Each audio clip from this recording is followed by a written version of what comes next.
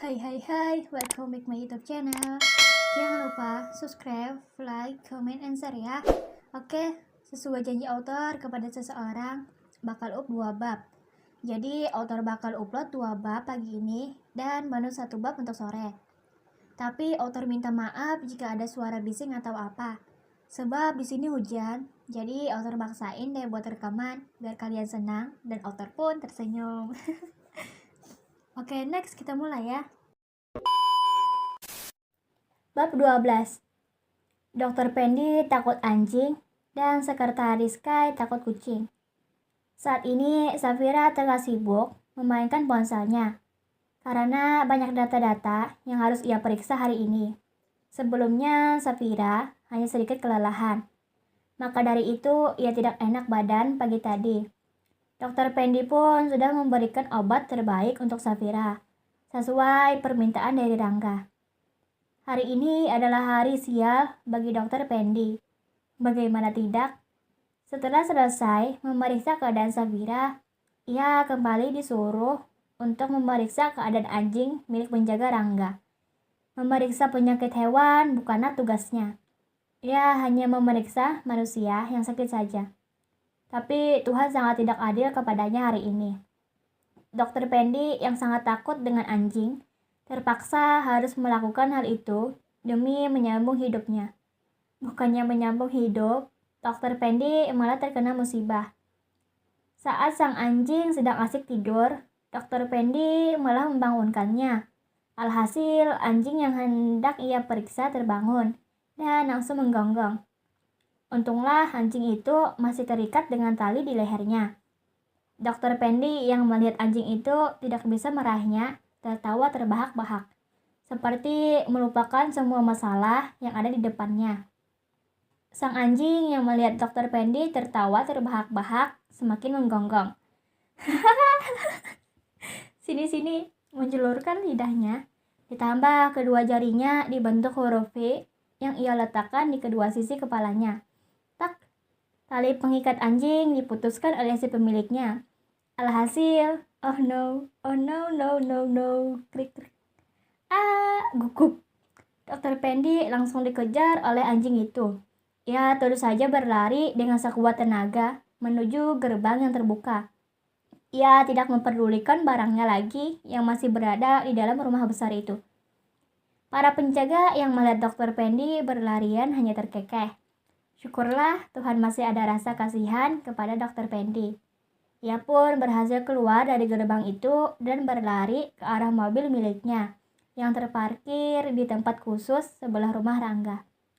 Sementara itu, Rangga dan Sekretaris Kai saat ini sedang di perjalanan menuju kantor milik Nona Lin. Namun saat Rangga melirik ke arah jendela yang terbuka, ia melihat orang-orang yang bergerombol membeli gula kapas. Berhenti Kai. Seketika Sekretaris Kai langsung menginjak remnya dan terjadilah sedikit kecelakaan, yaitu ponsel milik Rangga terjatuh ke lantai. Bukan salah saya tuan, elak Sekretaris Kai bergeleng kepada. Ada apa denganmu? Kenapa sangat ceroboh? Kesal Rangga mengambil ponselnya. Saya pengen memiliki keponakan tuan, ucap Sekretaris Kai spontan dengan mimik wajah tersenyum kecut. Nikahlah, kau akan mendapatkan lebih dari keponakan, balas Rangga kembali memperhatikan orang-orang yang masih bergerombol itu. Apa tuan juga mendapatkannya?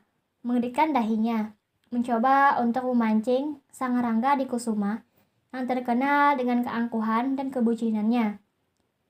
Diamlah kau Kai, bentak Rangga gusar. Mereka semua sedang apa? Sekretaris Kai pun melirik ke arah orang-orang yang sadari tadi Rangga perhatikan.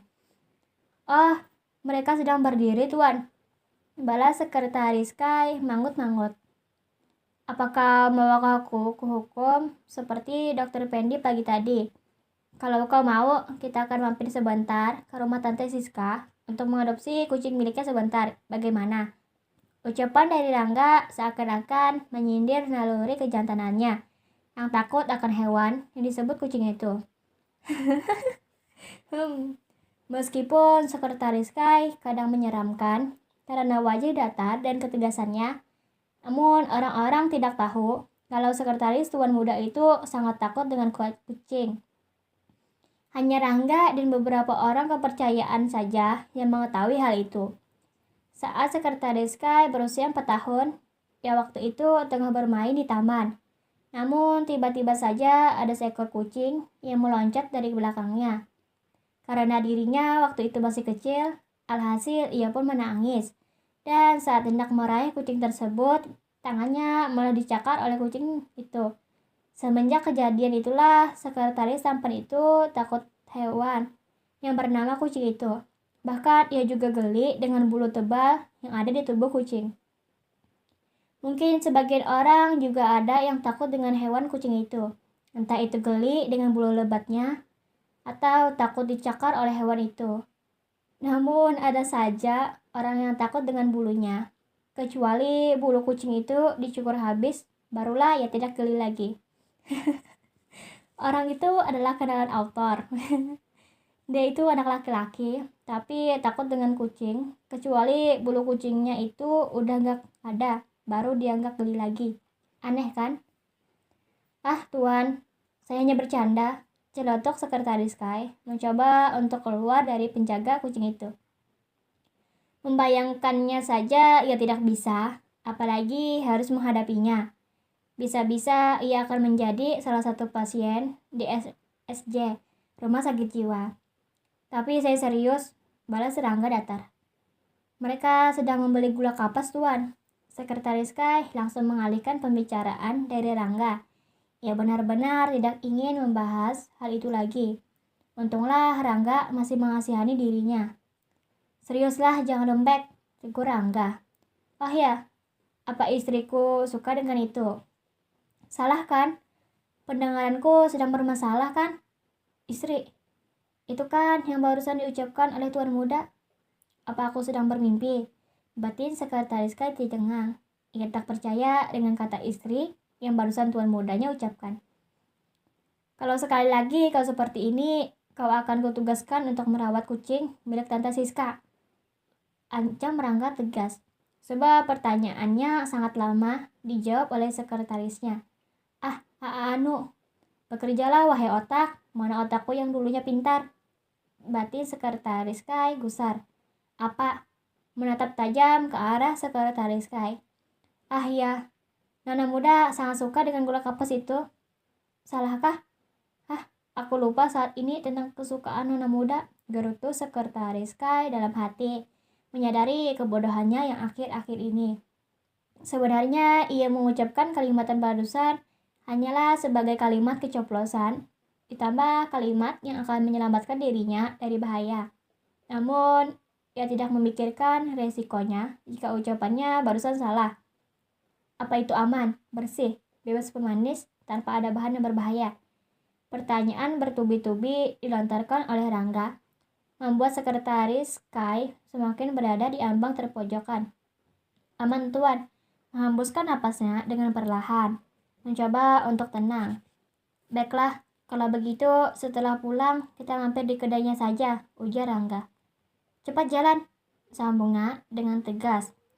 Sekretaris Sky pun langsung menjalankan mobilnya kembali, tanpa ada sepatah kata pun kata yang keluar dari mulutnya. Ia sekarang sudah kembali dengan jati dirinya yang datar. Terima kasih, jangan lupa subscribe, like, comment, and share ya. Dadah.